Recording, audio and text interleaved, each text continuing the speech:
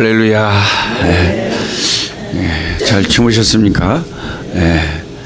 오늘 이 새벽에 나오신 분들은 어제 저녁에 나오신 분보다는 덜 힘들어하고 이렇게 말씀을 또 잘 들으실 수 있는 이렇게 힘이 있으신 줄 믿고, 조금 오늘 아침에 제가 여러분이 이제 주무시더라도 졸든가 말든가 제가 마음을 비우고 이 아침에 좀 어려운 설교를 해야 되겠다. 그래서 이게 참 어려운 말씀입니다. 왜냐하면 이게 교리적인 말씀이기 때문에. 그래서 여러분이 잠이 오면은 잠깐 좀 주무시기도 하고, 사람이 잠깐 졸다가 깨서 다시 듣고 그런 것도 또 좋습니다. 우리가 신앙생활 하면서 한 번은 이 우리의 구원에 대해서 한번 좀 교리적으로 자꾸 점검을 하는 것이 참 좋습니다. 다음 주 그 우리들 교회 주일 설교도 이 설교를 가서 하려고 그래요. 왜냐하면은 많은 한국 교인들이 교회를 다니지만 사실 교리적인 면이 약합니다. 잘 아시는 것 같아도 정말 그 성경을 가지고 이렇게 물어보면 막상 물어보면 또 겁을 내요. 그래서 잘 대답을 잘 못하고 그런데, 제가 왜 우리를 주장하지 못한다고 하는가? 이 한국말로는 14절이 죄가 너희를 주장하지 못하리니 그렇게 돼 있는데, 영어로는 sin, 죄가 shall no longer be your master. 죄가 더 이상 여러분에게 마스터가 될 수가 없다. 주인 노릇을 할 수가 없다. 왕 노릇을 할 수가 없다.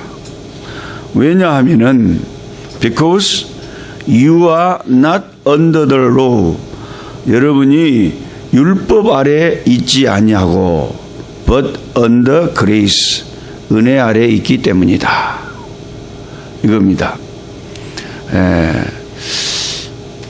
우리가 신앙생활을 하다 보면 사람이 불완전하기 때문에 욥 같은 사람도, 다윗 같은 사람도, 베드로 같은 사람도 시험에 자빠지고 깨지고 넘어지고 신앙의 실패를 경험하는데, 아무리 예수 잘 믿는 사람도 솔직히 말해서 다 한두 번쯤은 넘어질 거예요. 신앙생활을 하기 전에 넘어졌다는 게 아니고 예수님 영접하고 하나님 잘 믿겠다고 다짐한 후에도 내 영혼이 약해지면 넘어질 수밖에 없습니다. 왜냐하면 그 전절에 13절에 우리 지체를 불의의 무기로 죄에게 줄 수도 있고, 또 의의 무기로, 의의 병기로 하나님께 드릴 수도 있고, 이게 항상 예수 믿고 난 뒤에 우리 날마다의 삶 속에서 일어날 수 있는 가능성이거든요. 예수를 믿고 나서 구원받은 우리가 살면서 내 몸을 죄에게 잠깐 줄 수도 있고, 하나님께 드리면서 말씀 안에서 살 수도 있고, 이 선택이 계속 되기 때문에 아무리 신앙이 좋은 사람도 늘 의에게 내 몸을 드리고 말씀에 드리고 믿음으로 살지만은, 그래도 그 수많은 나날 속에 내 몸을 죄의 병기로, 죄의 도구로 들여가지고 죄에 빠져서 구원받은 사람인데도 죄악에 헤매일 때도 있다는 것입니다. 그러니까 베드로가 자기는 다 전혀 그러지 않을 거라고 생각했거든요. 오늘 아침에 여러분의 표정처럼 목사님 나는 안 그래요, 그런 표정처럼 베드로도 자기는 절대로 안 그런다 그랬거든요. 다른 사람 다 주를 부인할지라도 예수님이 분명히 너희들이 나를 부인할 거라고 하니까 예수님 나를 시방 몰라서 주님이 그럽니까? 나 성질 모릅니까? 나는 죽었으면 죽었지. 나는 성질이 아싸란 사람이라서 나는 부러지면 부러졌지. 그렇게 타협하고 그렇게 예수님을 모른다 그러고 나 그런 사나이가 아닙니다. 나는 의리의 사나이입니다. 그렇게 아주 큰 소리를 치고 그랬는데 그 큰 소리 친 지 몇 시간 안 돼서 예수님을 모른다고 부인을 했잖아요. 그 마음에 탁 사탄이 와서 사로잡아서 마귀의 시험에 들어보니까 마귀가 그냥 신앙을 밀가부로 하려고 하니까 그냥 완전히 마귀한테 놀아난 거예요. 그러니까 우리가 이것을 알고 신앙생활을 해야 됩니다. 그리고 여러분이 그런 일을 실제로 당했을 때에 그것을 나는 화인 맞은 사람인가 보다, 나는 가룟유다인가 보다, 나는 완전히 베린 사람인가 보다, 나는 이게 거짓 신자인가 보다, 그렇게 당황을 해가지고 거기서 못 빠져나오면 그것도 안 된다는 거죠. 하나님의 백성이고 구원받은 사람이라도 그럴 수가 있다는 거예요. 그럼 베드로가 예수님 그렇게 3번 부인하고 그래서 베드로가 지옥 가고 하나님께 버림받았습니까? 아니죠. 이 베드로만큼 그렇게 또 위대하게 쓰임받은 사람이 없잖아요. 그러니까 실패했다고 해서 그것이 다 끝나는 게 아닌 거예요. 마귀는 우리에게 죄책감을 주면서 네가 그래갖고 또 교회를 가버려야? 가지 말란께? 네가 교회를 가면은 무슨 일이 벌이냐? 교회가 더러워져 버려. 네 땀새 교회가 배려분단께 가지 마라. 마귀가 우리의 죄책감과 양심과 우리의 신앙의 기준을 가지고 우리를 그렇게 그냥 괴롭게 합니다.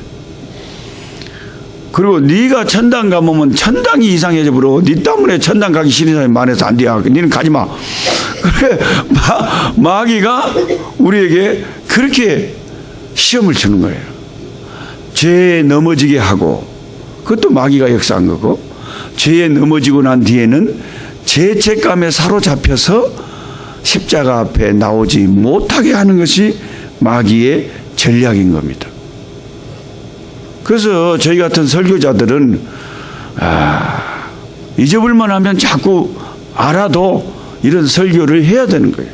12,000명 모이는 교회에 다음 주에 가서도 그 사람들이 알아듣든가 말든가, 물론 성령 충만하게 은혜 생활을 잘하고 있는 분들이 대부분입니다. 그런데 극소수라도 자기가 지금 예배 드리고 있는 그 순간에 지난 주간에 실패하고 왔는데 사람들은 모르지만 하나님이 알고 나가 아는데 내 몸을 죄의 지체로 죄의 불의의 무기로 드리고 죄에 빠져서 헤매다가 왔는데 그런 영혼들이 분명히 소수라도 교회 안에 예배 가운데 섞여 있을 거 아닙니까? 베드로와 같이 실패하고 갈릴리 바다에 와서 고기 잡고 있는 그 영혼들이 있을 거 아닙니까? 그러면 예수님처럼 베드로를 찾아가야죠. 아침밥 지어놓고 밥 먹어라. 하나님은 이렇게 정말 우리 강 목사님도 그런 말씀 하셨지만 성령의 역사는요, 우리가 죄를 지었다고 해서 확 정죄를 하고 이 나쁜 놈아 지옥이나 가라 이렇게 말하시는 분은 우리 하나님이 아니세요. 베드로가 예수님을 그 부인할 때 주님이 쳐다봤겠죠. 아마 주님의 눈하고 마주쳤는지도 몰라요. 자기가 불점에서 자기 주변 모인 사람들한테 나 저 사람 모른다고 얘기했을 때 얼핏 주님을 쳐다봤을지도 몰라요. 주님의 눈이 마주쳤을지도 몰라요. 베드로는 양심이 괴롭죠. 거짓말을 하니까. 새빨간 거짓말을 했는데, 근데 예수님은 그 범죄한 자기 백성을 다루실 때 성령의 역사는 그렇게 정죄를 하는 게 아니라는 거예요. 이 나쁜 놈아, 의리가 없는 놈아, 네가 그렇게 큰 소리 치더니 나 막 그러면서 그렇게 정죄를 하는 분이 아니고, 예수님은 오셔가지고 아침밥을 지어 놓으시고 밥 먹으라 그러잖아요. 이 밥 먹으라 하는 것이 참 중요합니다. 뭐라고 하지 않잖아요. 일단 미겨 놓고 보잖아요. 진짜 그래요. 그 중학생이 어떤 그 장로님 아들이 겁나게 말을 안 들어가지고 학교에 자꾸 안 가버리고 선생님이 또 전화가 와가지고 당신 아들 학교 안 왔습니다. 뭐 어디가 있냐, 당구장에 가 있고 어디가 있고 또 놀이방에 가 있고 막 이렇게 얘 때문에 그냥 몽둥이로 두들겨 패기도 하고 그냥 막 울고 불고 니 죽고 나 살자 막 하면서 해도 이 한 번 이 사춘기 이게 이 그 반항기에 빠져 들어가지고 애가 그냥 막 정신이 없는 거예요. 그랬는데 또 경찰서에서 전화가 온 거예요. 당신 아들이 도둑질하다가 잡혀가지고 있으니까 빨리 와서 다 물어주고 이제 얘 이제 빼내가든지 어떻게 하든지 하라고. 이제 아버지 장로님이 그냥 화가 그냥 너무 끝까지 나버렸죠. 그런데 지난주 설교가 요한복음 21장에 와서 초반을 먹어라. 네가 날 사랑하느냐. 그 말씀을 이제 들어서 장로님이 들은 말씀은 있는데 사람이 들은 말씀하고 실제로 적용하려면 그게 쉬운 게 아니잖아요. 들은 대로 잘 안 되잖아요.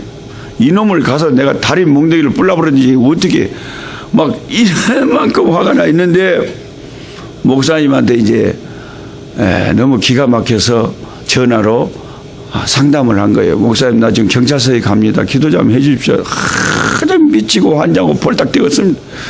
우리 아들이 왜 이런답니까? 이거 무자식이 상팔자라고 사람 죽었습니다. 그냥 목사님이 또 권하신 거예요. 장로님 지금 장로님도 그냥 완전히 흥분하신 것 같는데 근다고 된답니까? 근다고 그 자식이 돌아오겠습니까? 그러니까 내가 시키는 대로만 한번 속았다 생각하고 제가 시키는 대로만 한번 장로님 해보십시오. 어떻게 할까요? 가서 아무리 성질이 나더라도 절대 성질 내지 마시고 참으시면서 딱 그 말만 하십시오. 정말 하기 싫겠지만 배고프제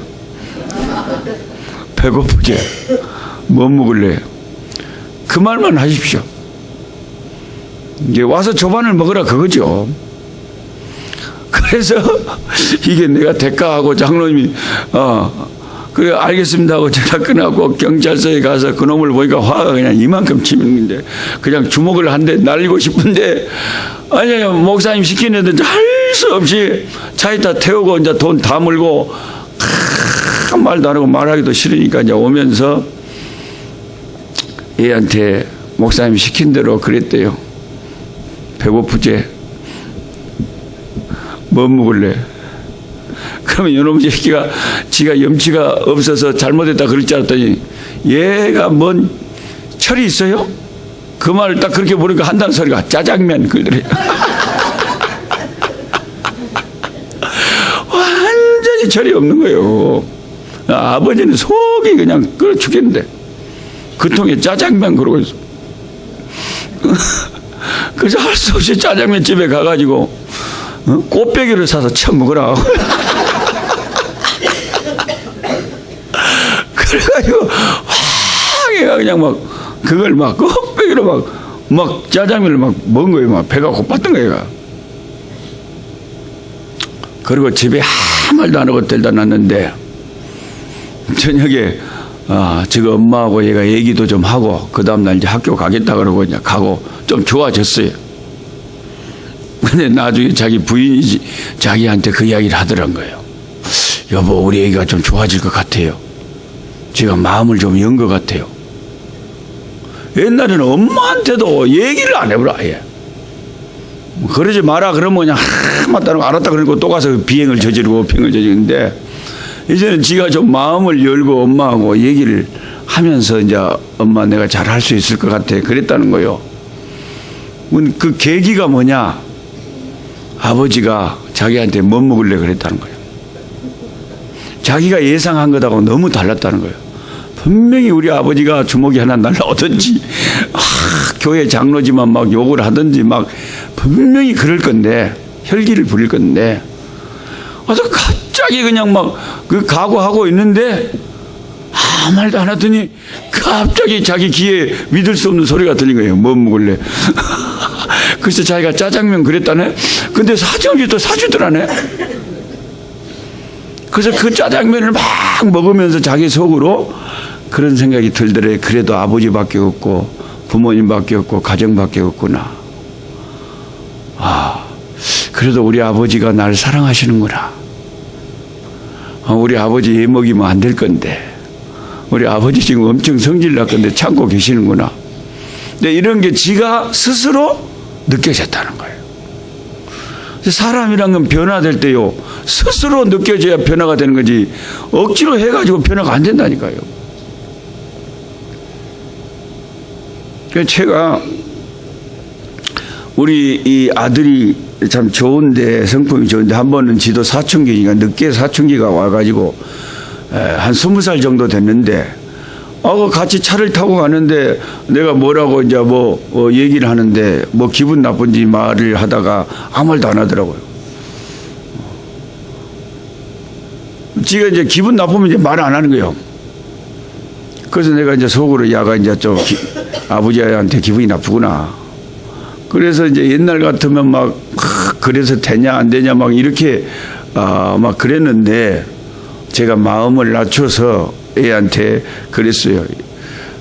우리 아들 이름이 하영인데, 하영아, 나는 어려서부터 나면서부터 태어나 보니까 아버지가 없어야. 그래가지고 우리 친구하고 싸웠는데 우리 친구 아버지가 와서 나를 두들겨 패버려야. 근데 나는 아버지가 없으니까 우리 아버지는 나를 지켜주지도 못하고, 다른 친구는 자기 아버지가 있으니까 아버지가 와서 막 자초지종을 물어보지도 않고 나를 패버렸어. 그래서 내가 아버지 없는 서름이 참 많이 받았다. 그런데 중학교 때부터 교회 다니고 하나님 아버지를 내가 믿고 마음의 상처가 그래도 많이 치료됐다. 근데 니는 그래도 이렇게 부족한 아버지지만 없는 것보다 나을걸? 만약에 이런 아버지라도 니한테 없다고 생각해봐라. 니도 상당히 그 삶은 아쉬울 때가 많을 거다. 내가 그랬어요.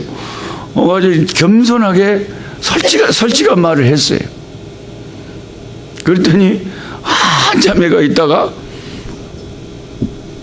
그 티슈, 차 안에서 티슈를 찾더니 코를 홀짝홀짝하고 코를 풀고 눈물을 닦고 우는 거예요. 내 말에 감동이 돼서 우는 것 같아. 그래서 왜 우냐? 기분 나쁘냐? 그랬더니 지 말이, 아버지 죄송해요. 내가 얼마나 불효를 했으면 아버지가 왜 나한테 그런 말을 다 하냐고. 나는 아버지가 계신 것이 늘 좋고 아버지가 고맙고 그런데 당연히 아버지가 있는 것이 좋죠. 어떤 문제에 대해서 내가 생각이 다른 거지, 아버지가 근본적으로 아버지를 부인하는 거 아니라고. 내가 그날 내 자신을 아버지지만 자식을 막 나무라고 막 이러지 않고 겸손하게 낮춰서 그 아이에게 다가갔더니 지 마음이 아버지한테 마음이 열린 것 같아요. 그래가지고 지도 마음을 낮춰먹고 우리 아버지가 안 계신 것보다는 훨씬 낫다 생각을 하고 그 뒤부터는 잘하려고 많이 애를 쓰더라고요. 제가 이게 생활 속에서도 이렇게 경험하고 말씀에서도 느낀 게 뭐냐면은, 오늘 14절 말씀처럼 은혜가 있고 율법이 있어요. 근데 하나님은 은혜의 하나님이시랍니다. 은혜의 하나님. 마귀는 우리를 율법을 가지고 죄책감을 주고 아버지 앞에 못 나가게 한다는 거예요. 그래서 설교자들은 항상 이제 십자가를 전파하면서 하는 말이 하나님의 은혜의 해를 선포하는 거예요. 하나님의 은혜를 이제 죄인들에게 전파하는 거예요. 결국 십자가는 하나님의 은혜예요. 죄인들을 향한. 율법의 잣대를 대버리면 어떤 죄인도 하나님 앞에 나갈 수가 없습니다. 근데 은혜, 십자가, 내가 받아야 될 형벌을 예수님이 대신 받으시고 죄 없으신 예수님이 그 처참한 십자가에 그 고통을 다 당하신 것을 전파할 때마다 죄인들에게 빛이 비치는 거예요. 희망이 생기는 거예요. 어떤 죄인이라도 예수님의 은혜를 생각하면 희망이 생기는 거예요. 예수님의 십자가의 피는 용서 못할 죄인이 없다는 거죠. 예수님의 피가 더 위대하냐, 내 죄가 더 무겁냐, 이것이 싸움이 일어날 때 예수님의 전공이 뭐냐면은, 사람마다 다 자기 전공이 있는데 예수님의 전공은 자기 백성을, 자기에게 나오는 자의 죄를, 자기 백성을 그 죄에서 건져서 구출해 주는 것이 예수님의 전공입니다. 그래서 마태복음 1장에 아들을 낳으리니 이름을 예수라 하라. 그 예수라고 하는 이름의 뜻이 자기를 믿는 백성을 그 죄에서 건지시는 분이라는 것이죠. 저는 녹수라는 이 이름이, 뭐 녹수청산이라는 말도 있지만 무슨 장녹수도 있고 상녹수도 있고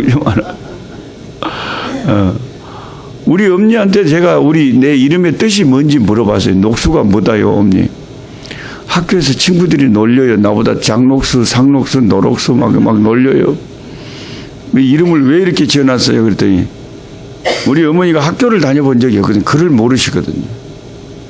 그러니까 엄마가 무슨 심오한 뜻을 생각하신 게 아니고, 남편도 없고 내가 이제 아버지 없이 태어났는데 딱 보니까 애가 태어난 지 얼마 안 되는데 되게 생긴 것이 똘똘하게 생겼더래요. 또록또록하게 생겼더래요. 그래서 엄니가 그 자리에서 내 이름을 니는 또록또록 하니까 또록수다 그러죠.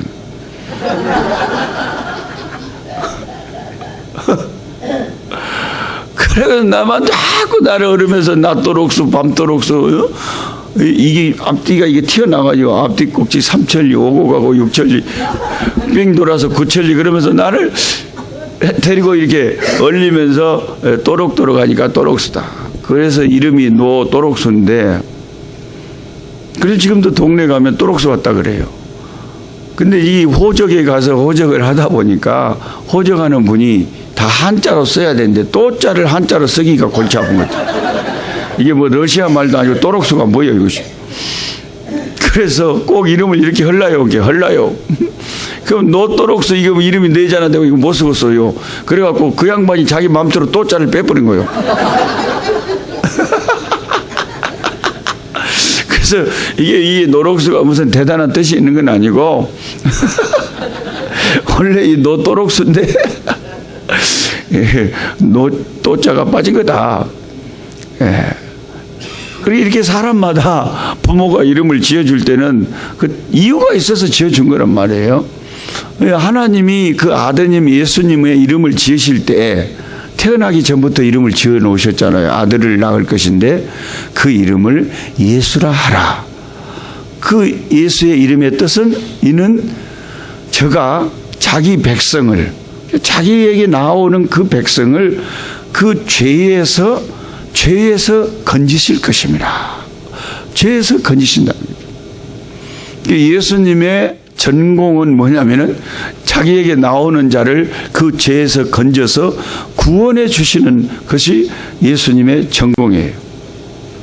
그런데 여러분 중에 누군가가 아마 예수님이 아무리 전공에 힘이 강해도 나 같은 죄인은 못 구원할 겁니다. 이렇게 생각하신다면 예수님을 여러분이 무시하는 거예요. 예수님의 구원의 능력은 그 어떤 죄인도 다 구원할 수 있습니다. 내 죄가 태산같이 많아도, 내 죄가 너무 중하고 무거워서 아무도 나를 구원할 수 없어도 예수님의 피는 그 어떤 죄인의 죄도 다 희게 할 수 있고 정결케 할 수 있다. 이게 주님의 십자가의 은혜라는 거예요. 이게 복음이라는 거예요. 이게 이제 교회에서 계속 전파되는 십자가의 복음입니다. 이게 율법이 증거가 되는 것이 아니라 예수님의 이 십자가의 은혜가 증거가 되기 때문에 모든 죄인들이 그냥 죄에 매여서 죄 노예 노릇 하다가 이 십자가의 은혜 앞에서 깨져가지고 주님의 백성으로 다시 힘을 얻고 살아가는 거예요. 그래서 제가 선교지에 갔더니 남아공 안에 레소토라는 흑인 왕국이 있는데요. 흑인들이 사는데 그것도 유엔에 가입되어 있는 독립 국가인데 사람들이 그런 나라가 있는지를 잘 몰랐어요. 그 사람들이 레소토도 모르고 노록수도 몰랐어요. 근데 이제 제가 자꾸 안식년 때 다니면서 그 이야기를 하니까 그런 나라가 있나? 그런데 가봤더니 그 레소토에 큰 간판을 달아놓고, 그도 좀 가난한 나라긴 한데 그 간판에 뭔가를 선전을 하고 있어요. 흑인 아줌마가 하얀 빨래를 이렇게 손에 잡고 영어로 OMO 하고 오모 해갖고 느낌표 탁 쳐놓고 이러고 있더라고요. 그래서 오모? 이상하다. 오모는 우리 전라도 우리 동네 감탄사인데 오메? 그게 어떻게 이 흑인 말도 오모가 있다냐? 그래서 뭘 강구하는 건가 자세히 읽어봤더니 아주 그 더러운 이 빨래 그냥 막 흙탕물이 튀겨가지고 막 도저히 이게 지워지지 않는, 아무리 더러운 것도 오모가 세탁제예요. 오모가 세탁제인데 그 오모를 탁 엮고 세탁기에 사정없이 돌려보면은 이렇게 하얗게 대분다. 그래서 이 오모가 완전히 세탁제를 선전하고 있는 거예요. 그래서 나도 세상에 예수님의 보혈을 저렇게 좀 선전하면 좋겠다. 여러분, 예수님의 피는 깨끗하게 하지 못할 죄가 없다는 거예요. 아무리 악한 죄도 여러분이 지은 평생의 죄를, 일생에 지은 죄가 이제 수억만 가지일 거 아닙니까? 그래서 사람들이 억만 죄악에서 구원해 주셨다 그러죠. 억만 죄, 수억만 가지니까 죄를 수억만 번 반복해서 죄를 지었으니까. 경남 김해에 가면 허억만 장로님 계세요. 그 허억만 장로님 집에 신방 가서 기도하면서 주여 억만 죄악 가운데서 건져주니까 허억만 장로님 깜짝 놀랐. 우리 제가 평생에 지은 죄가 다 수를 씌우면 억만 번은 될 거예요. 그런데 예수님이 십자가에서 흘리신 그 피가 얼마나 놀라운 능력이 있는지, 그 얼마나 죄를 세탁하는 힘이 강한지, 예수님의 피 한 방울이면 여러분이 짓는 평생의 죄 전체를 다 희게 해버린다. 주의 보혈 능력이 있도다. 예수 피 믿어. 예수님의 피에는 사죄하는 능력이 있다는 거예요. 그 피의 능력이 얼마나 강한지 우리가 상상하는 것 이상이라는 거예요. 이걸 안 믿으면 손해고요, 믿는 사람은 복이 있어요. 예수의 피의 능력을 우리가 믿을 때 죄인들이 죄에 얽매이지 못하고, 예수님이 내 죄를 용서해 주셨구나. 내가 예수님의 피로 하나님의 자녀가 됐구나. 내가 구원받은 것이 내 공로로 된 것이 아니라 예수님의 피공로로 됐구나. 내 힘으로 구원받았다면 나는 구원받지 못할 건데 예수님의 그 피의 능력으로 구원을 받는다면 나 같은 죄인도 예수님의 피는 능력이 강하기 때문에 구원할 수 있다 라고 믿을 때 죄인의 영혼에 여명이 밝아오고 빛이 비치고 할렐루야 확신이 오고 죄가 더 이상 그 사람에게 마스터가 될 수가 없다는 거예요. Sin no more be your master. 죄가 노론가 더 이상 너희에게 왕노릇 주인 노릇 할 수가 없다. 왜냐? Because 너희가 그 율법 아래 있지 않고 하나님의 그 십자가의 피 아래 은혜 아래 있기 때문이다. 할렐루야. 그럼 만약에 제가 성경 시험을 내서 왜 예수 믿는 사람에게 죄가 왕노릇 할 수 없습니까? 이렇게 물어보면 대답을 이런 로마서 7장 14절에 죄가 우리를 왕노릇 하지 못하고 주인이 될 수 없고 주장하지 못합니다. 왜? 우리가 율법 아래 있지 아니하고 하나님의 십자가의 그리스도의 십자가의 은혜 아래 있기 때문입니다. 십자가 은혜 아래 나오는 죄인을 주님이 다 그 피로 씻기시고 용서하시고 구원하는 능력이 주님의 은혜 아래에 있기 때문입니다. 내가 구원받은 것은 율법으로 구원받은 것이 아니고 은혜로 구원받은 것이다. 구원에 대해서 생각할 때마다 우리는 주님의 십자가의 은혜를 붙잡아야 그 구원이 내게 확신이 되는 것이고, 여러분이 십자가의 은혜를 놓치는 순간 우리는 구원의 확신을 놓쳐버리는 거죠. 십자가 내가 처음 볼 때 나의 마음에 큰 고통 사라져. 오늘 믿고서 내 눈 밝았네. 어떤 청년이 목사님한테 기독교의 믿음을 좀 제대로 설명해 달라, 실감나게 설명해 달라 그랬다면, 그래서 많은 분들이 착각하기로요, 기독교의 믿음이란 것은 무조건 내가 믿습니다 하면 되는 것인 줄 알아요. 근데 사실은 그게 아니고, 하나님께서 성경에 말씀하시는 것을 그대로 받아들이는 게 진짜 믿음이죠. 내가 내 마음대로 믿습니다가 아니에요. 예? 내가 생각할 때 나는 주님이 구원하지 못합니다 하고 자기 마음대로 생각하는 게 믿음이 아니죠. 진리를 붙잡는 게 믿음이죠. 예? 아멘 좀 해주면 어디가 덧나요?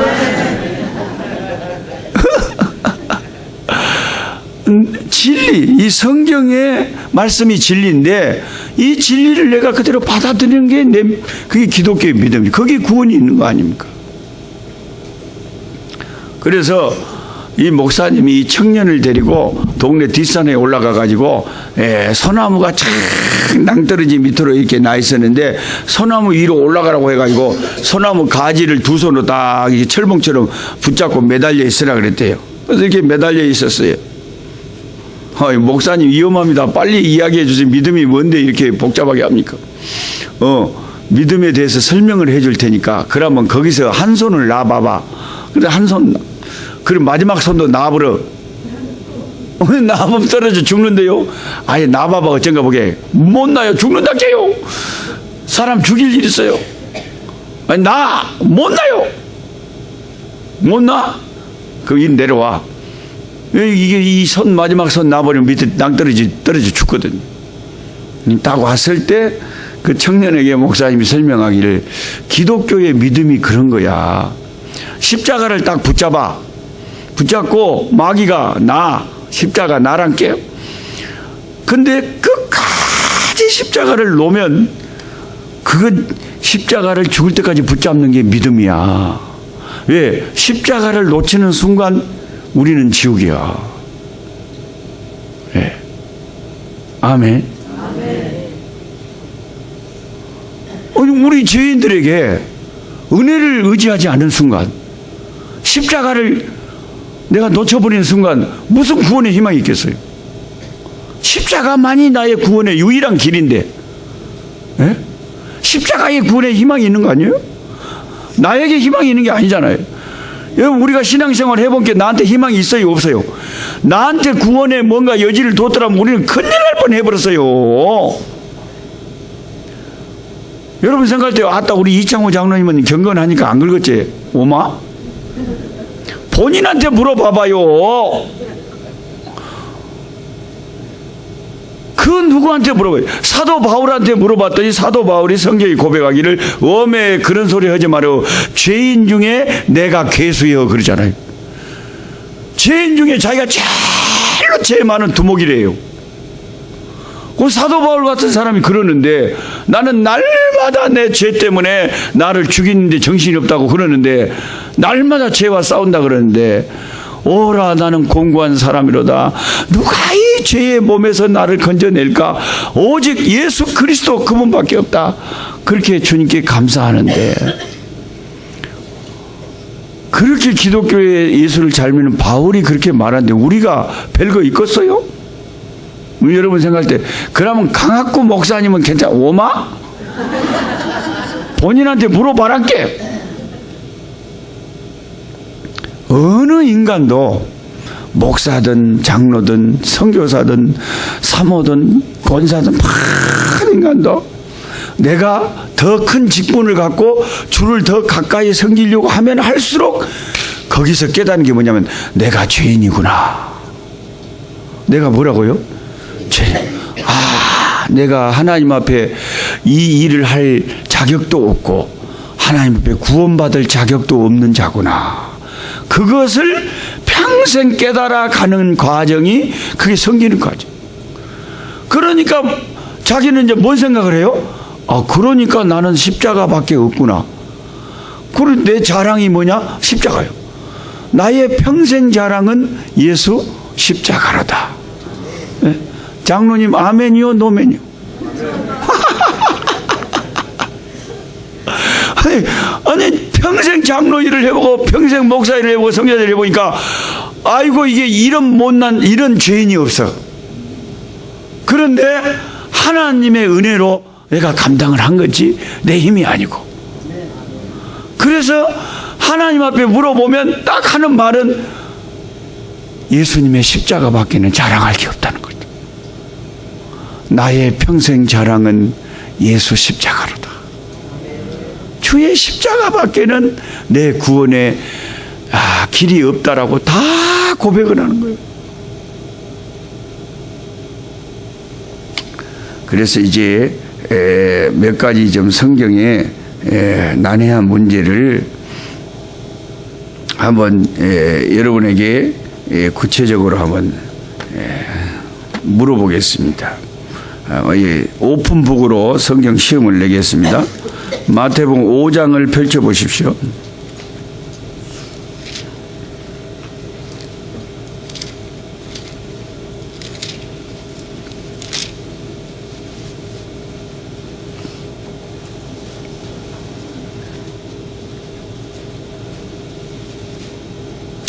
마태복음 5장 19절부터 20절 다 같이 읽습니다. 시작.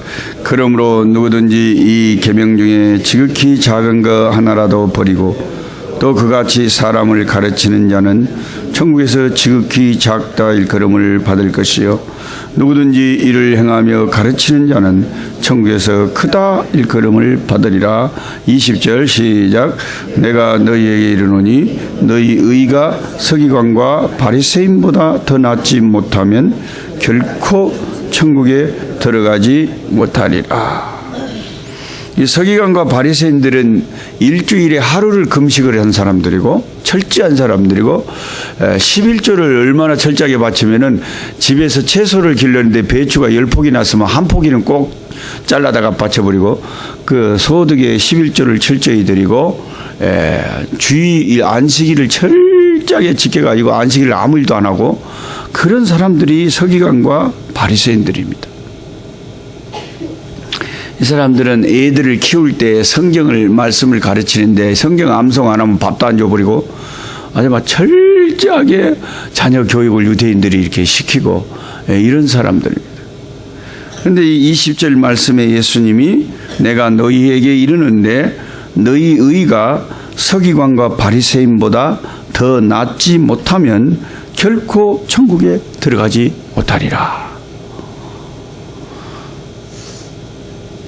천국이 우리가 지금 다 천국 들어가려고 기다리고 있죠. 아멘. 천국에 들어가려면 반드시 거기에 들어갈 만큼 의로워야 됩니다. 이 의, righteousness, 의가 없으면은 그 나라는 못 들어갑니다. 왜냐하면 그것은 의로운 것이거든요. 거기는 죄가 털끝만큼도 함께 할 수가 없습니다.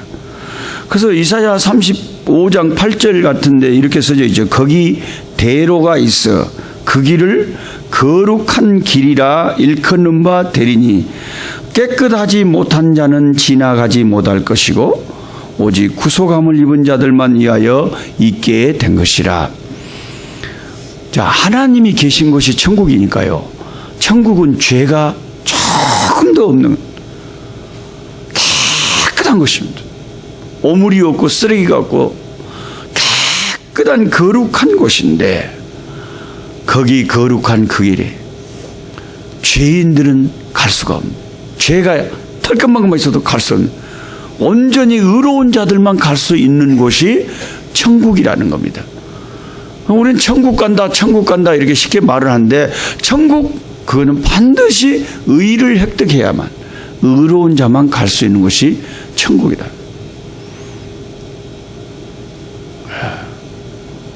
거기는 악한 자가 갈 수 없고, 거기 죄인 전혀 없으니 거룩한 자뿐이라. 거기 죄인 전혀 없으니 거룩한 자뿐이라. 주가 주신 면류관 쓰고 거룩한 길 다니리. 하나님이 계신 곳이 얼마나 깨끗하고 얼마나 의롭고 정결하겠습니까? 그래서 마태복음 5장 20절에 의하여 여러분에게 이제 오늘 아침밥 잡수시기 전에 이것을 이제 손을 들어서 이게 대답을 해 주셔야 될 것 같습니다.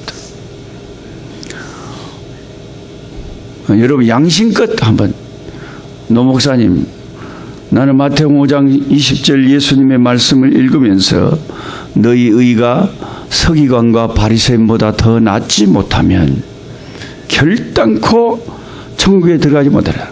네바. 이거 아예 여지가 없어요. 반드시 서기관과 바리새인들보다 더 뛰어난 의가 있어야 의로운 자들이 가는 그 나라에 들어갑니다. 이 오른쪽에 앉은 분들에게 아직 조시는 분이 아무도 안 계시니까, 아니, 새벽이 제일 설교하기가 좋은 것 같아요. 어차피 잘 사람은 자고 이 시간에. 오른편에 있는 분들이 한번 손으로 표시를 해보세요. 내 의는 서기관과 바리새인들보다 더 낫습니다. 이게 더 낫지 못하면 천국에 못 가다 그러시니까, 그렇게 자신이 있고 확신 있는 분들 손 들어보세요. 오른쪽 여기 앉으신, 의자에 앉으신 분 중에. 어머? 이 뭔 일이시마? 그럼 여기 앉아 계신 분들은 이 마태복음 5장 20절에 의하면 한 사람도 천국에 못 가네. 네바. 결코 들어가지 못해. 결코.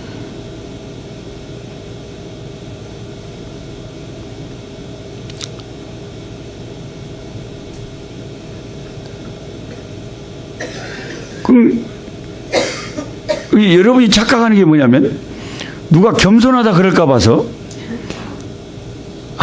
내가 뭐 서기관과 바리새인인데 그거가 더 낫겠냐, 겸손하려다가 여러분 천당 못 가면 좋겠어요? 하나님이 좋아하는 것은 믿음이죠.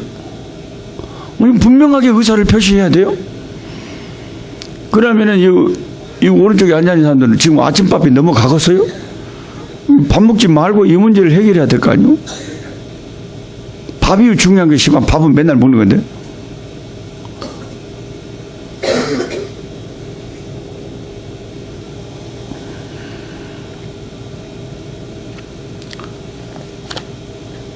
그러면 로마서를 좀 설명을 하고, 로마서를 설명을 한 다음에 다시 마태복음 5장 20절로 와서 다시 물어보겠습니다. 이 왼쪽에 있는 분들에게 안 물어본 것은, 일단 오른쪽에 있는 분들을 물어보니까 대충 비슷할 것 같아서 내가 냅둬 봅니다. 시방. 로마서 6장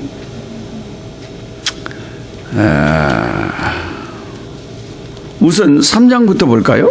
3장 23절입니다. 3장 23절 다 같이 암송합니다. 시작.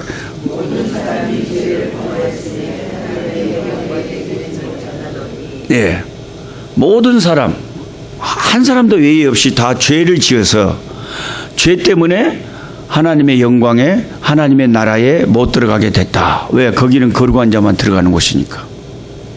그래서 이제 이 죄인들에게는 이 말씀만 있으면 소망이 없죠. 근데 그 다음 절이 있잖아요. 그 다음 절 24절 시작. 그리스도 예수 안에 있는 성령으로 말미암아 하나님의 은혜로 값없이 의롭다 하심을 얻은 자 되었느니라. 로마서의 전체 주제가 예수님을 믿어서 의를 획득하고, 그래서 이신칭의라 그러죠.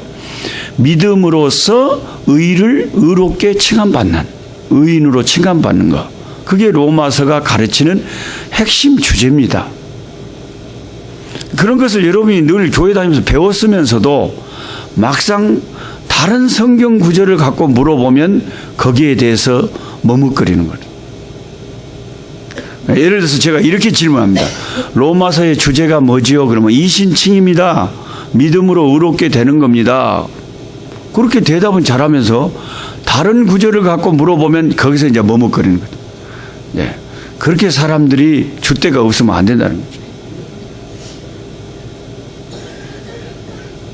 이 오른편에 앉아있는 사람들은 뭔 말인지 알겠어요? 아주 한 번 하나님 앞에서 믿음으로 의롭게 됐다고 그렇게 믿으면 어디서나 항상 그렇게 말을 해야 될 건데, 이렇게 물어보면 그렇게 대답했다가 다르게 물어보면 아무것도 안 해버렸다고. 뭐만? 뭘 그렇게 의리가 없는 사람들이 믿으려면 끝까지 믿어버려야지. 그래서 24절에 이게 참 중요해요. 여러분 교회 다니면서 이런 건 좀 알고 다니면 참 좋아요. 여기 그리스도 예수 안에 있는 무엇으로 말미암아? 네? 구속. 여러분이 옛날 성경을 갖고 있어. 캘리포니아는 아주 구시대네요. 우리 한국에 보통 있는 사람들은 다 지금 새 성경을 다 갖고 있어요. 예, 그런데 옛날 것도 또 좋은 것이 있어요. 근데 이 구속, 이 옛날 성경에는 구속이라고 되어 있고 새 성경에는 속량이라고 되어 있어요. 이게 이코로 같은 말이야. 다 한자로 같은 말이 속자가 용서할 그 속죄해 주는 속자예요. 구자가 구해 주는 거예요. 그래서 누가 구속했다 그러면 그냥 잡아갔다 그 말인데, 그 한자가 그런 뜻이 아니에요. 구해 주고 속량해 주고 용서해 준 거예요. 그러면 이 구속이라는 말, 제가 칠판에 지금 쓸 수 없어서, 이 구속이라는 말 한글로 이 한자를 해서 구속, 이코로 속량, 영어로는 뭐예요? 미국 사람께 영어로도 이양 하나 알아보면 좋잖아요. 구속 속량을 영어로 뭐라 그래요? R로 시작. R로. 옳지. 리뎀션. 오마. 오늘 새벽에 겁나게 수준이 올라가는 시방. 리뎀션. 리딤. 구원하다는 것의 그 명사. 그 구속. 리뎀션. 이 리뎀션, 속량, 구속이라는 단어, 이 단어의 뜻을 알아야 돼요. 목사님, 성경 시험을 내려면 이런 걸 내버려야 돼요. 속량, 구속이라는 뜻이 무엇입니까? 이건 뭘 알고 교회를 다녀야 된다니까요. 이 단어 하나만 정확하게 뜻을 알아도 굉장히 중요한 거예요, 신앙생활에. 구속, 속량, 리뎀션, 이게 무슨 뜻이냐? 그러면 답이 뭔지 아세요? 속량이라는 이 말의 뜻은 이렇게 쓰시면 됩니다. 이 단어는 당시에, 이 단어를 쓸 당시에 노예 시장에서 쓰던 용어인데, 그 용어가 어디에서 쓰느냐가 있죠. 그죠? 법정 용어도 있고, 그죠? 법률 용어도 있고, 시장 용어도 있고, 상업 용어도 있고, 일상 용어도 있고, 그러잖아요. 근데 이 구속이라는, 이 속량이라는, 이 리뎀션이라는 여기 본문에 쓰인 이 단어는 그 당시에 주로 쓰이던 데가 노예 시장에서 쓰던 단어라는 거예요. 이게 돈하고 관계가 됐거든요. 돈하고 관계되고, 노예 시장에서 쓰던 말로서 노예를 돈을 주고 사서 노예를 해방시켜 주는 것을 구속이라고 그럽니다. 속량이라고 그럽니다. 이걸 정확하게 그 원래 뜻을 알고 있으면 이거 훨씬 복음을 이해하는 데 도움이 됩니다. 지금은 노예 시장이 없지만은, 미국에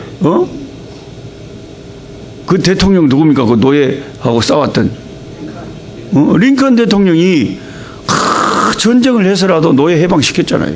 그 전에는 사람을 갖다가 짐승처럼 완전 자기 소유로 삼고 죽일 수도 있고 주인이 이거 완전 노예로 짐승처럼 부려먹었단 말이에요.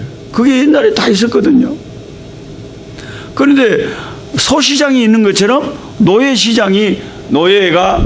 제도가 있을 때는 노예 시장이 있었겠어요, 없었겠어요? 소를 사고 팔듯이 노예를 사고 팔아야 될 거 아니에요. 노예 시장에서 쓰는 용어라니까요.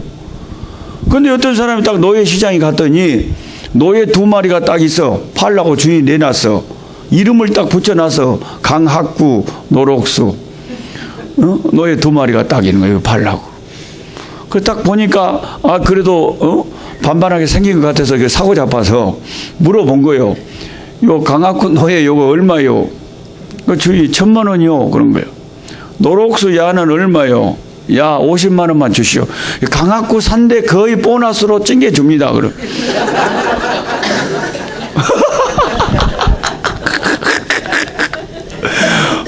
왜 근다요? 그 이유가 있어요. 야는 사고를 당해갖고 노록수 이 노예는 교통사고를 당해갖고 뺐다고 10개가 불러잡고 아주 부실하고 야가 뛰지도 못하고 야 올해 살지 못 살지도 몰라. 그게 싸요. 50만 원이나 가져가시오.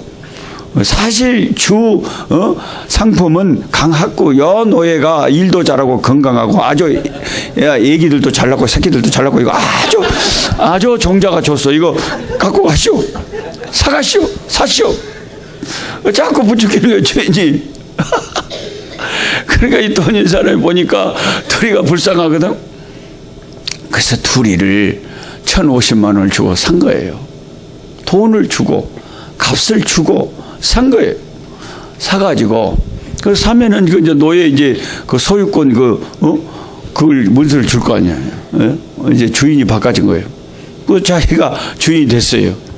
근데 우리 둘이를 노예에서 해방시켜 주려고 주인이 불쌍하다고 그 자리에서 노예 문서를 다 찢어버리고 불에 태워버리고 너희들은 이제부터 자유다. 내가 돈을 주고 사서 내 거 되는데 내가 자유케 했으니까 너희들은 자유다. 정확하게 요한복음에 아들이 너희를 자유케 하면 너희가 자유하리라. 진리를 알지니 진리가 너희를 예수 그리스도가 우리의 진리이신데 진리 대신 예수님이 우리를 자유케 하시는 거예요. 리뎀션 시키는 거예요. 구속시키시는 거예요. 속량 해방시켜버리는 거예요. 아들이 자유케 하면 자유한 거예요. 근데 아들이 그 죄인들을 죄에서 자유케 할 권리가 어떻게 있느냐? 그 권리를 예수님이 십자가의 죽으심으로 사신 거죠. 십자가의 피로 사신 거죠. 우리를 죄에서 자유케 하시려고 우리를 의롭게 하시려고 의의 옷을 입혀주시려고 값을 얼마를 치렀냐? 1,000만 원? 1,000만의 말씀. 100만 달러? 아니단께요. 우리에게 의의 옷을 입혀주시려고 우리를 죄에서 자유케 하고 의롭게 해주시려고 천국 보내주시려고. 왜냐하면 의로워야만이 천국에 가기 때문에 예수님이 자기 백성을 위해서 지불한 값이 여러분과 나를 위해서 지불한 값이 얼마라고요? 그 아들의 피값이라고 그래요. 생명의 값이라고. 예수님이 하나님께 물어봤어요. 이 노예들을, 이 죄의 노예들을 해방시켜서 의롭게 하려면 하나님 얼마입니까? 물어본 거예요. 우리는 다 죄의 노예들이잖아요. 죄의 노예들이기 때문에 죄값인 사망을, 죄의 싹신 사망을 당하게 됐잖아요. 지옥에 가게 됐잖아요. 그죠? 그 운명에서 벗어날 수 없는 그런 자들이었는데 죄의 싹슨 사망이니까 예수님이 하나님께 물어본 거예요. 얼마냐고. 이 자유케 하는데 해방시켜 주는데. 그랬더니 하나님이 얼마다 그랬냐면 돈 갖고는 안 된다. 그럼 뭘 지불해야 됩니까? 죄 없는 자의 피가 흘려져야 된다. 구약의 짐승의 피가 흘려져서 그 사람의 죄를 용서했듯이 죄 없는 인간의 생명의 값이 치러져야 이 사람이 자유하게 될 수 있다. 그래서 예수님이 죄 없는 인간의 몸으로 오셔가지고 십자가에서 우리를 위해서 그렇게 피 흘려 죽어주신 거예요. 왜? 우리를 자유케 하시려고. 십자가에 죽으시고 부활하신 예수님은 이제 하나님 앞에 권리가 생긴 거예요. 아들이 너희를 자유케 하면 너희가 자유하리라. 그래서 나 자유 얻었네, 너 자유 얻었네, 우리 자유 얻었네 그러고 뺑뺑 도는 거를. 예수님의 핏값으로 주님이 우리를 죄의 노예에서 사셔서 그 죄의 증서, 우리를 지옥에 끌고 갈 수 있는 그 율법을 폐하여 버리시고, 그 율법에서 해방시켜 버리시고, 그 율법을 소용없게 만들어 버리시고, 그 율법 조항이 해당 안 되도록 만들어 버린 거예요. 그게 로마서 8장이지. 누구든지 그리스도 안에 있으면 새로운 피조물이라. 이전 것은 지나갔으니 버려져. 그 고린도후서 5장 10장이고 로마서 8장에 그런즉 그리스도 안에 있는 자에는 결코 정죄함이 없나니 이는 죄와 사망의 법에서 생명의 성령의 법을 너를 해방했다. 이게 다 법에 관한 이야기거든요. 법이 참 희한한 게요. 제가 대학교 1학년 때까지는 대학생이 아르바이트를 할 수 있었어요. 그래서 제가 조선일보에 서울대 이렇게 써놓고 제 전화번호를 적어놨더니 수십 군데서 전화가 왔어요. 우리 애기 공부 가르쳐 달라고. 그래가지고 그때 아르바이트하고 대학생들이 그렇게 살았단 말이에요. 그랬는데 전두환이가 딱 나타나가지고 이 대학생들을 컨트롤하기 위해서 시방부터 아르바이트 남을 가르치는 것은 불법이다. 법을 만들어보는 거예요. 없던 법을 만들어보니까 그 전까지는 아무렇지 않게 남을 가르치던 이게 이제 아주 무서운 범죄가 돼버린 거예요. 남의 공부를 가르치는 것이. 법이란 게 그렇게 무서운 거예요. 똑같은 한반도에 있어도요. 북한하고 남한하고 법이 다르니까요. 내가 남한에서 이 김정은 나쁜 놈, 이 민족의 반역자 그러면요. 남한에서는 아무 말도 안 하고 박수 쳐요. 그런데 똑같은 말을 평양에 가서 이 김정은 나쁜 놈, 이 민족의 반역자 이러면요. 몸에? 그 북한 법에 당장에 잡혀가서 이제 나는 죽어요. 그 법이, 적용되는 법이 다르거든. 똑같은 한반도라도. 똑같은 인간이라도요, 예수 안에 있는 사람하고 예수 밖에 있는 사람하고는 적용되는 법이 다르다니까요. 예수 안에 있는 자에게는 무슨 법이 적용되냐? 생명의 성령의 법. 성령이 임하고 영원한 생명을 얻고 하는 이 법이 작동이 되고, 예수 밖에 있는 자는 죄와 사망의 법, 죄 지으면 지옥 가고 둘째 사망에 빠지는 이 법이 그대로 적용되는 거예요. 이 법이라는 것은 그대로 되는 거예요. 그래서 예수 안에 있느냐, 예수 밖에 있느냐가 이렇게 사람의 영혼과 운명을 갈라버려요. 누구든지 그리스도 안에 있으면 결코 정죄함이 없나니, 거기서 정죄함이란 것은 이게 법률 용어인데요. 정죄함이란 것은 판사가 법정에서 피고 강학구는 무슨 죄를 지었기 때문에 형법 제 몇 조에 의거하여 징역 20년에 처함하고 땅땅땅 때려버리는 거예요. 요게 정죄함이에요. 그런데 이것을 예수 안에 있는 자에게는 너는 죄인이기 때문에 지옥 가 하고 하나님이 땅땅 때릴 수가 있는 법 조항이 없어져 버렸다는 거예요. 왜 없어져 버렸냐? 예수님의 피가 그 조항을 무력화시켜 버렸다는 거예요. 왜냐하면 예수님의 피 아래에 있는 자들은요, 두 번 하나님이 심판을 못 하거든요. 이게 법정에서 일사부재리의 원칙이다 그래요. 일사부재리 원칙이에요. 한 번 형을 20년 그래서 받고 왔잖아요. 근데 다시 그 죄를 가지고 또 물어서 또 다시 형량을 때릴 수 없다는 게 일사부재리예요. 저와 여러분의 죄 때문에 누가 죽었어요? 예수님 죽었어요. 근데 하나님이 갑자기 새삼스럽게 나를 또 죄인이라고 지옥에 보낸다? 그런 법은 없다는 거예요. 이 일사부재리 원칙에서 우리에게는 앞으로 생명과 성령 안에서 영생하는 법만 있는 거지, 죄와 사망의 법은 폐지돼 버린 거죠. 우리한테는 이런 법이 없어져 없어요. 그래서 예수 믿는 게 중요하다는 거예요. 그래서 예수의 이름이 그래서 구원자라는 거예요. 저 누구든지 예수 안에만 달려가면 거기에 구원의 역사가 있다는 거예요. 내가 잘해서가 아니라 주님의 십자가가 그를 구원시킨다는 거예요. 주님이 우리를 구원하시기 위한 법적인 모든 조치를 다 취해놨어요. 걱정할 거 없어요. 주님이 변호사 하십니다. 법정에서 변호할 거예요. 심판대에서 심판하실 하나님 앞에서 예수님이 변호사가 돼가지고 우리를 변호하시고 딱 증거를 대는데 주님의 피를 증거로 내놓으면 하나님이 꼼짝 못하고 구원. 이 사람을 위해서 이 값을 치렀으니까.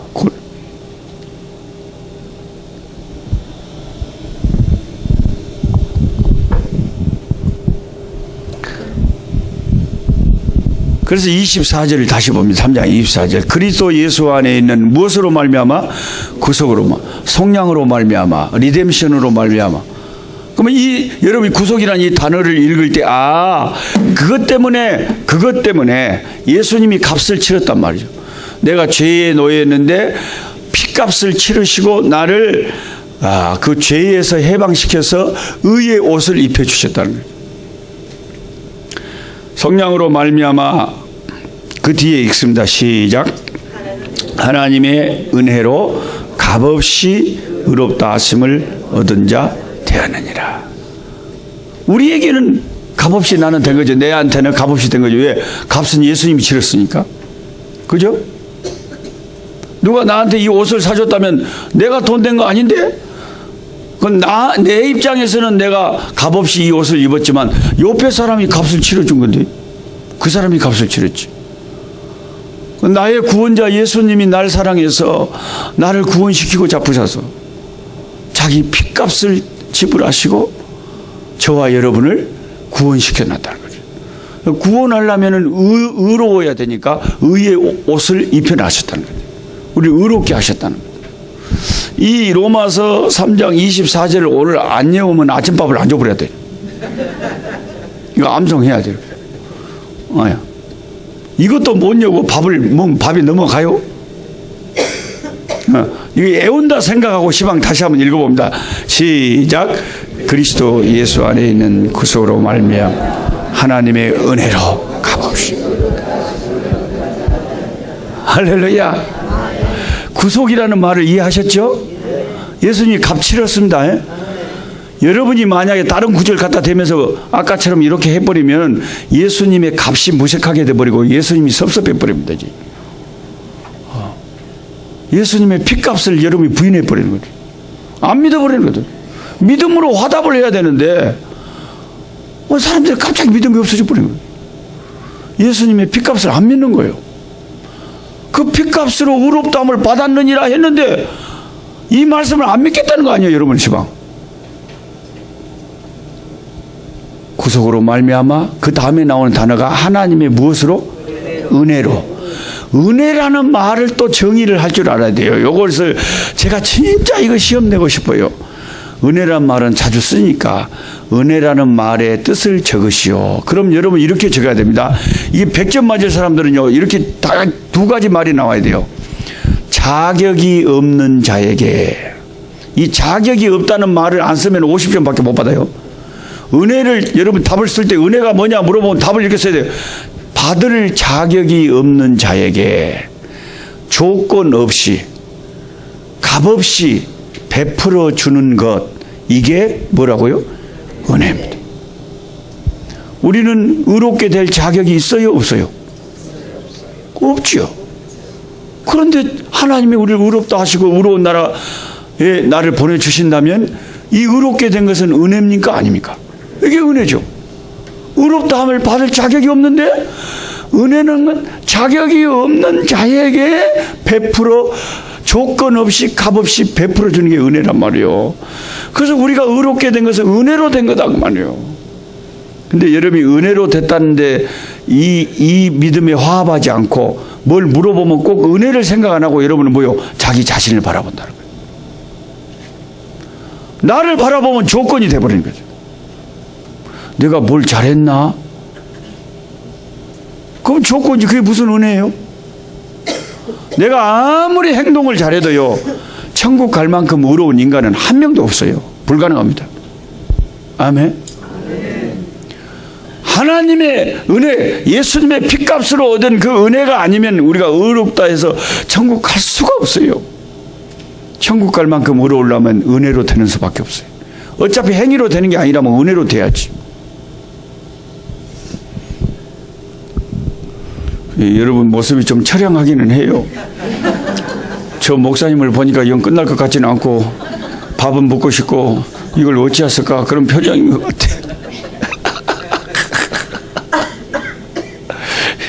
제가 이 아프리카에서 피부가 검은 우리 형제들하고 같이 지내는데 이 흑인들도요 이 하얀 것에 대한 컴플렉스가 있어요. 그래서 흑인 여성들이 하얀 것을 이 얼굴에다 바르고 있어요. 저 깜짝 놀랄 때가 있어요. 눈이 아직 덜 녹은 것처럼 차라리 안 바르면 좋겠는데 한번 생각해봐. 검은 피부에 뭐 달라고 하얀 걸 갖다 덕지 발라갖고 사람 깜짝 놀랜단 게 어머 무서워 죽겠어. 아니 검으려면 그대로 검에 불든가 그냥 뭐 달라고 하얀 걸 바르는지 모르겠어. 근데 자꾸 뭔가 그걸 발라가지고 그걸 어떻게 조금이라도 해보겠다고.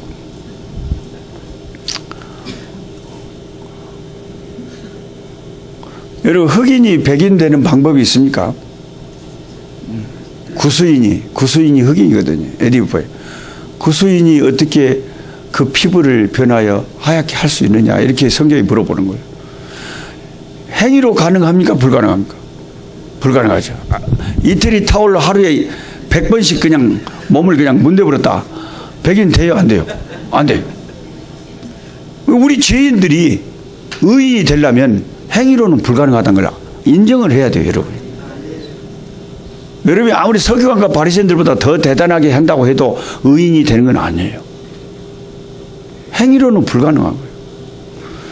근데 이게 이론적으로는 그게 실제로는 불가능하지만 이론적으로 흑인이 백인 되는 방법을 정이 있다면 한 가지 방법밖에 없어요. 흑인으로서는 죽어야 돼. 그리고 다음 세대에 백인을 부모로 해서 새로 태어나야 돼. 그 방법밖에 없어요. 그죠? 그 방법밖에 없어. 죄인이 의인이 되는 방법은 그 방법이에요. 죄인으로서는 죽어야 돼. 근데 내가 죽는 것 대신 예수님이 죽으신 거예요. 그리고 의로운 자를 부모로 해서 다시 태어나야 돼.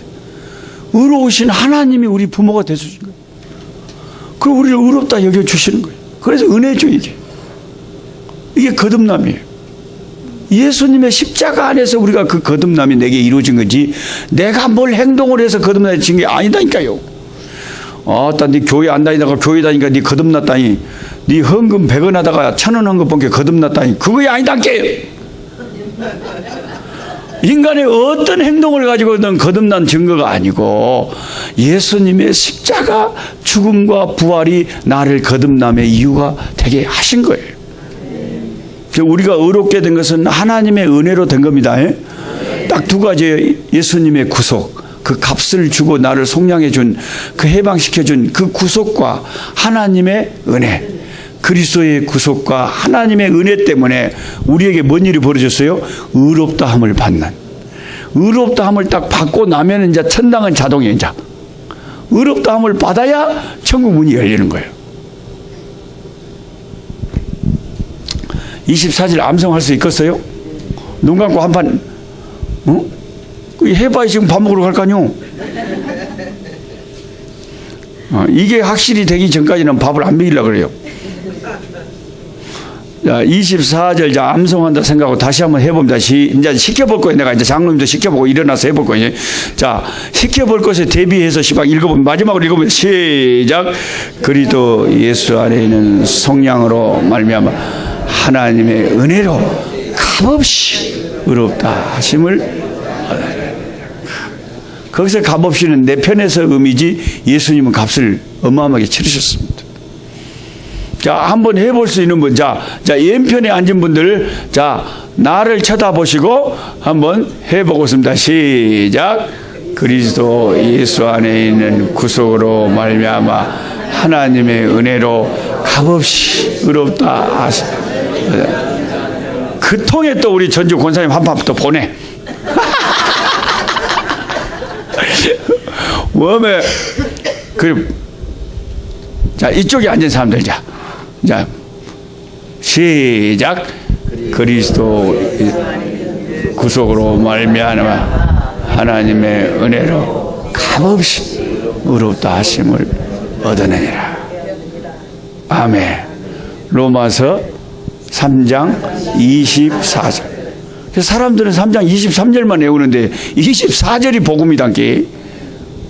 23절은 인간의 상태를 말한 거고 다 다 구원받을 수 없는데 이제 그리스도 예수 안에서 구속과 하나님의 은혜로 값없이 의롭다함을 받는, 여기에 구원이 있는 거예요. 의롭다 하는 것이 굉장히 중요한 거예요. 의롭다함을. 자, 그럼 물어봅시다. 우리는 행위로 의롭다함을 받았습니까? 하나님의 은혜로 의롭다함을 받았습니까? 예, 이게 중요한 거예요.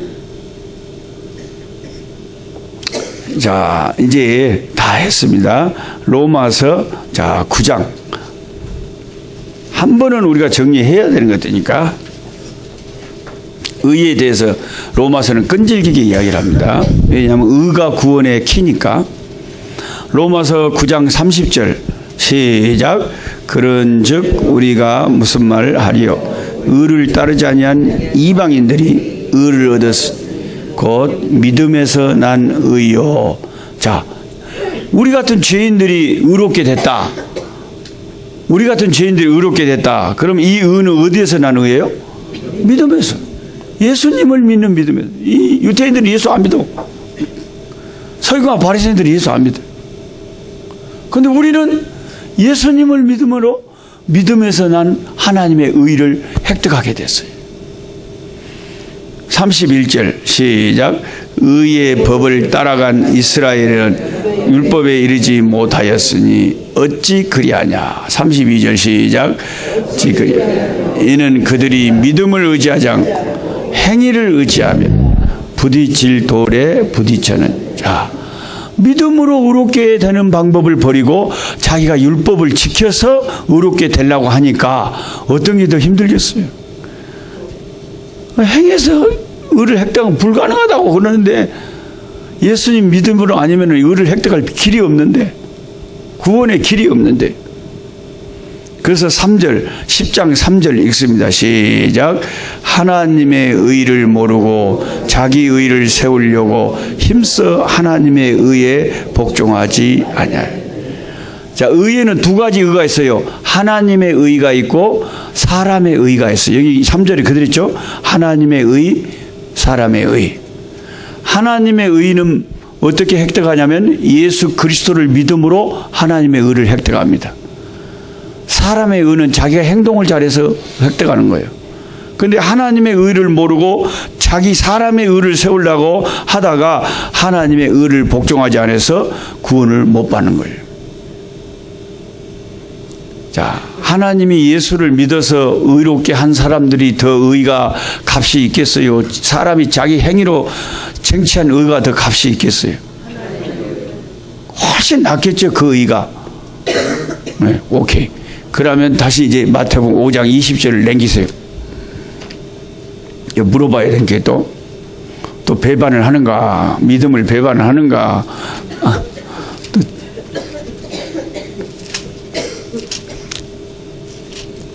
마태복음 5장 20절이 다 있습니다. 시작. 내가 너희에게 이르노니 너희 의가 서기관과 바리새인보다 더 낫지 못하면 결코 천국에 들어가지 못하리라. 자, 오른편에 있는 오른쪽에 앉은 사람들에게 밥 먹기 전에 마지막으로 물어봅니다. 이 마태복음 5장 20절을 읽을 때에 내 의는, 내가 가지고 있는 의는 서기관과 바리새인들의 의보다 더 낫습니다, 이런 확신이 드는 사람 손 들어봐요.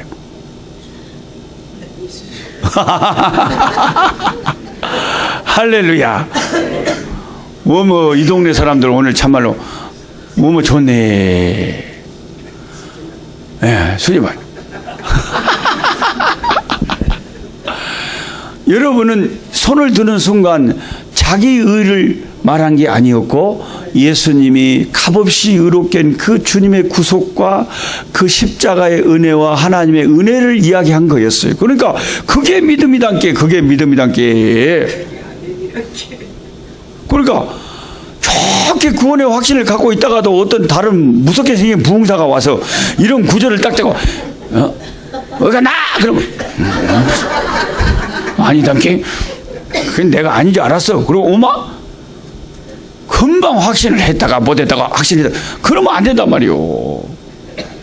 사람이 하나님 앞에 믿으려면 끝까지 믿어버려야지. 그러니까 무슨 도리를 알고 있어야 돼요. 구속이란 것이 뭔지, 은혜가 뭔지. 내가 구원받은 것은 내 힘으로 구원받은 게 아니라 예수 그리스도의 구속으로 그 값을 치름 때문에 하나님의 은혜 때문에 내가 의롭다함을 받았구나. 이 로마서의 핵심 교리를 믿고 있어야 돼요. 머리로만 알고 있으면 안 돼요. 나는 예수 피로 의롭다함을 받았다. 할렐루야. 그걸 믿어야 어떤 다른 구절을 갖다 대도 그 믿음 위에 서서 말을 해야지. 그래야 일관성 있게 사람이 구원의 역사가 일어나는 거지. 뭔 다른 말을 해버리면 또 안 했다가 해도 그건 천당을 가는 거예요, 마는 거예요, 시방. 여기 왼쪽에 있는 사람들한테는 내가 물어볼 필요가 없어. 다 자기들이 이제 알아버렸거든.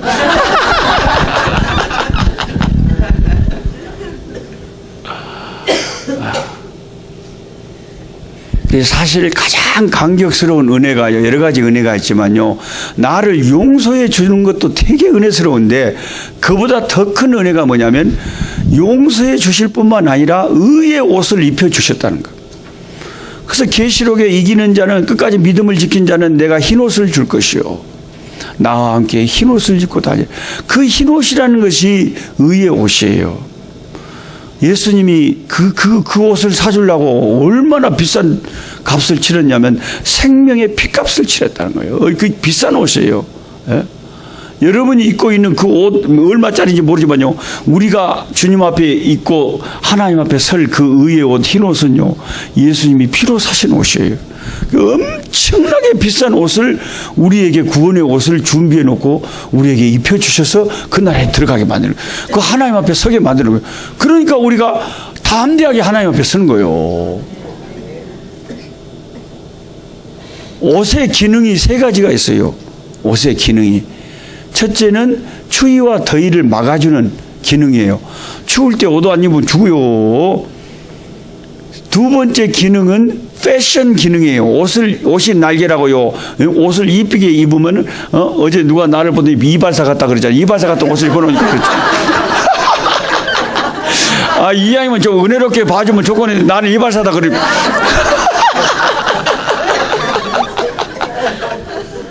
아니, 옷을 보고 그러는 거예요. 옷이 날개라고요. 그 옷이 사람을 다르게 보이는 거예요. 그 옷에는 패션 기능이 있는 거예요. 그 다음에 세 번째 기능이 무슨 기능이 있냐면은 수치를 가려주는 기능이 있어요. 그래서 옷이 없으면 제가 여기서 설교를 할 수 있을까요? 없을까요? 못해! 아무리 믿음이 좋은 사람도요, 강 목사님이라도요, 깔딱 벗고 설교를 못하지 않게! 옷이 있으니까 이 설교를 하는 거예요. 옷이 없으면 못한다니까. 옷이 우리의 수치를 가려주는 거예요. 그래서 이제 예수님이 우리를 위해서 의의 옷을, 흰 옷을 입혀줄 것인데, 믿음을 가진 자에게 내가 흰 옷을 줄 것이요, 그 옷을 입고 하나님 앞에 서면 내 영원한 죄의 수치가 다 가려져 버려요. 흰 눈같이 양털같이 깨끗하게 드러나는데 죄를 전혀 짓지 않은 자처럼 드러나게 해버려요. 그러니까 우리가 예수님의 그 피값에 감사하는 거죠. 이게 내 공로가 아니다. 이게 예수님의 공로다. 내가 자랑하는 것은 예수님을 자랑하는 거죠. 그 예수님의 그 의의 옷을 나한테 입혀주시고, 흰 옷을 입혀주고, 그 옷 때문에 내가 그렇게 천사보다 이뻐. 그 패션이 대단하고 천사도 부러워하는 거예요. 천사도 그 옷을 못 입고 있거든. 그 영원히 내 수치를 가려주는 것은 예수님이 피로 산 옷만 가능하다는 거예요. 그 옷을 예수를 영접하고 예수 안에 있는 자에게 입혀주신다는 겁니다. 그 확신을 가지고 여러분이 이런 로마서의 말씀을 받아들여야 그게 믿는 사람이에요. 자기를 자랑하는 게 아니고 예수님을 자랑하는, 그런 안목에서 로마서를 여러분이 계속 읽으셔야 이게 확 다가오는 거예요. 할렐루야. 안 믿으려면 뭐더러 성경을 자꾸 읽어요. 어떤 구절을 갖다 대도 이 확신 위에서 여러분이 구원받은 증거가 나타나야지.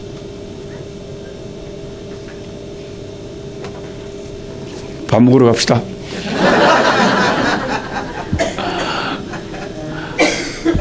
이 시간 기도하십시다. 기도할 때 예수님, 여러분 입술을 열어서 예수님, 참 내가 가끔 그런 걱정이 됐었어요. 내가 하나님 앞에 서서 내 부끄러움이 다 드러나면 나는 어떻게 하나? 내 수치가 다 드러나면 나는 부끄러워서 어떻게 사나?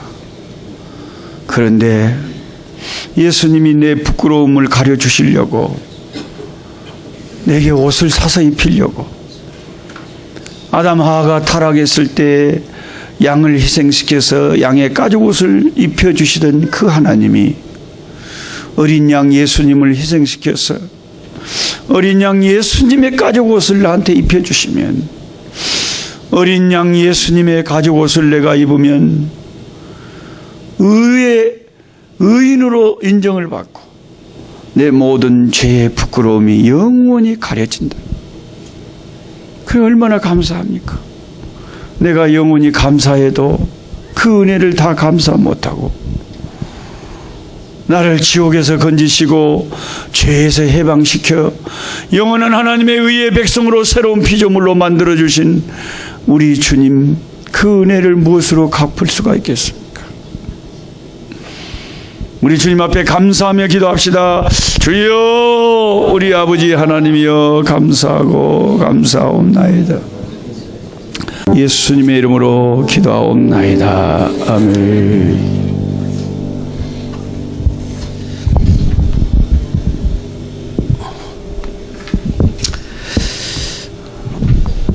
아침 식사하는데 이상 없으십니까, 다들? 네.